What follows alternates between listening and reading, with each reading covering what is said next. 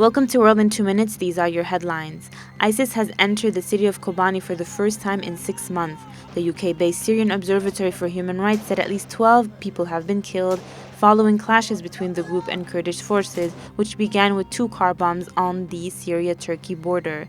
Kobane has been at the center of ongoing confrontations between ISIS and Kurdish forces, who, backed by US forces, drove the group out of the northern Syrian town in January. The UN Special Envoy for Yemen, Ismail Ould, Cheikh Ahmed, has warned that the country is one step from famine. During a press conference following a June 24th UN Security Council briefing, Cheikh Ahmed also urged for a true ceasefire.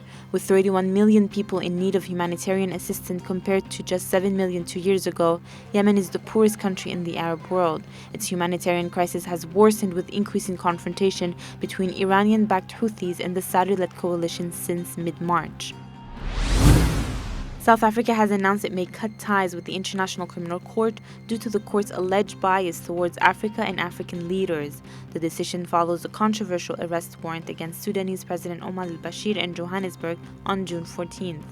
Bashir was allowed to return to Sudan despite the order issued by the Pretoria court banning him from leaving until the end of the hearing of his case.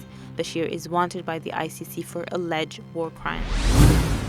Greece's leading Syriza party has called international creditors' demands blackmail as Greek Prime Minister Alexis Tsipras and international lenders hope to reach a deal before Eurozone finance minister resume talks later today. Party spokesman Nikos Philis said that the lenders' demand to bring annihilating measures back to the table show that the blackmail against Greece is reaching a climax.